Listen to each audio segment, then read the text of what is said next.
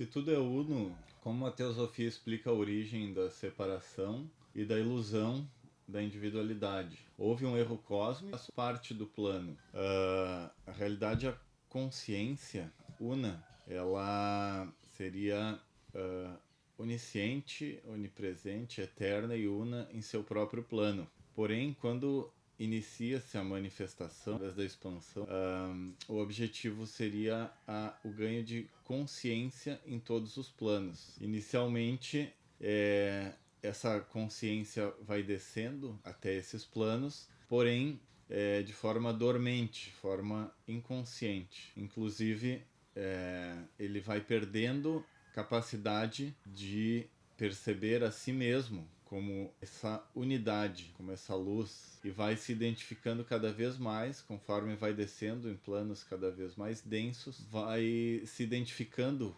a matéria, material, e vai pensando que é um ser separado de todo o resto. Essa chispa que partiu do uno, essa mônada, até se tornar um ente da matéria. E aí por muito tempo permanece preso a essa matéria, tendo como influência para esse ganho de consciência, que é o inicial, tudo isso, apenas as influências externas, né, da própria matéria sobre si própria. A pegar, por exemplo, um mineral, que é o máximo de materialização, né, de cristalização da matéria, ela ainda não tem qualquer tipo de influência vinda de cima, vinda desse eu divino. As influências são apenas aquelas batidas no próprio mineral de fora, né? Pressões, pressão atmosférica, pressão do ambiente, choques, e depois essa consciência vai evoluindo através dos planos vegetal, chegar ao reino humano.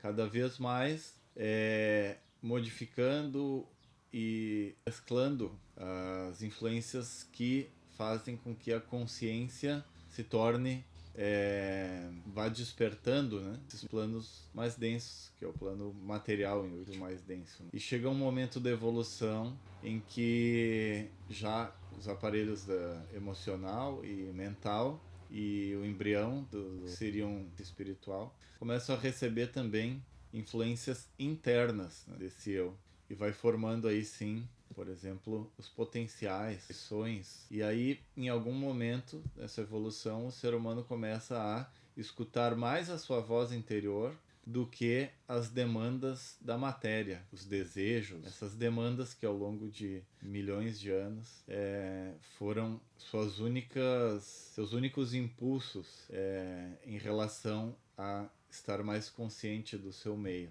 Então, a partir daí sim, que começa a curva ascendente dessa consciência, que era onisciente em seu próprio plano, se tornou cega, manifestação mais densa, mais material, e aí volta a se tornar cada vez mais consciente de si mesmo, mas aí volta agora não mais como um potencial somente, mas sim como uma luz, uma chama autoconsciente em todos os planos. Inclusive pode aí atuar e auxiliar em todos os planos, como antes não poderia porque não tinha tido toda essa experiência da manifestação. A teosofia fala da mônada como nosso verdadeiro ser, mas por que ela precisa descer aos mundos inferiores? O que ela ganha com essa experiência? Então, ela ganha exatamente esse poder de não ser consciente apenas no seu próprio plano, de bem-aventurança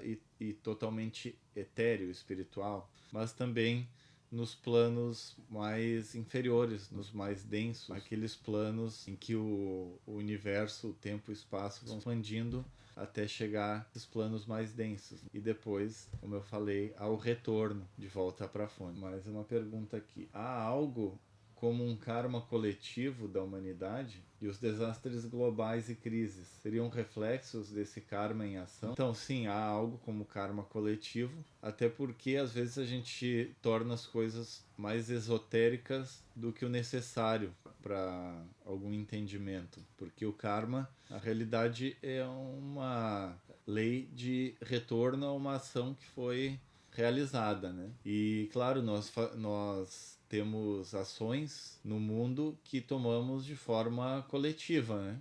E em relação a essas ações, nós temos então karma ou resultados de forma coletiva também, retornando até nós, né? Por exemplo, uma civilização que decide derrubar todas as árvores, tornar tudo cidade, em algum momento vai ter que se deparar com o fato de que vai ser dependente de uma outra nação que não tenha feito isso, porque a natureza, as árvores, né, as florestas são uma necessidade para a vida humana. Por exemplo, você pega um exemplo da Alemanha, né? A Alemanha decidiu que iria terminar com as usinas nucleares e a carvão e ficar dependente totalmente do gás da Rússia, né? E isso gerou um karma coletivo para a Alemanha, que num outro momento acabou se deparando com a sua dependência da Rússia, né? Que no momento de desentendimento gerou inúmeros problemas, não só para a Alemanha, mas para toda a Europa. Então, só são exemplos para mostrar como sim existe karma coletivo. Aí você falou aqui sobre desastres globais e crises, seria um reflexo desse karma em ação. Então, quando se fala em desastres globais, fica mais difícil, né, de fazer essa ligação direta, né, de causa e efeito, porque às vezes são ciclos de grandíssima extensão, né, ao longo do tempo, e às vezes também são causas que nós não podemos perceber claramente, né? Tradicionalmente a gente, quando se fala de um karma bem relacionado a desastre, fala da história de Atlântida, né? Que a quarta raça, que era principalmente dessa civilização atlântica, começou a fazer uma série de transgressões nas leis naturais através de magia e outros procedimentos. E, por exemplo, aqui a gente está falando de magia, né? Mas a gente pode, inclusive, todo ato humano é um ato de magia, né? A magia é Mahavidya. Só que existe magia de acordo com as leis naturais e de melhoramento geral da civilização humana, e existe magia feita de forma egoísta, né?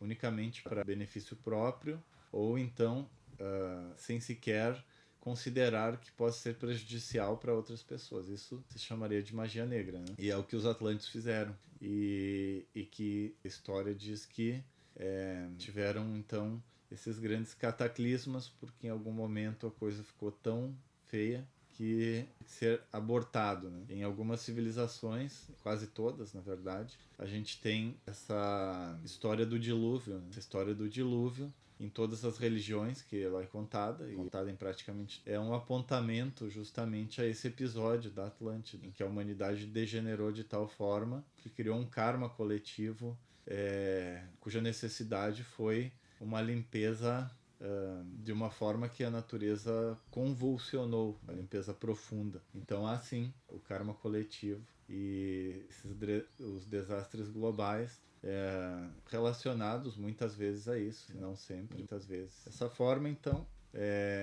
respondemos a 3 perguntas hoje, normalmente, e antes de fazer a internalização, fechamento, né? Gostaria de convidar a todos para as aulas da Sociedade Teosófica, que ocorrem todos os dias, às 19h30, no canal Sociedade Teosófica no YouTube. Essas aulas são grátis, cada dia da semana é uma temática, é um assunto diferente, e cada dia da semana tem o seu assunto específico.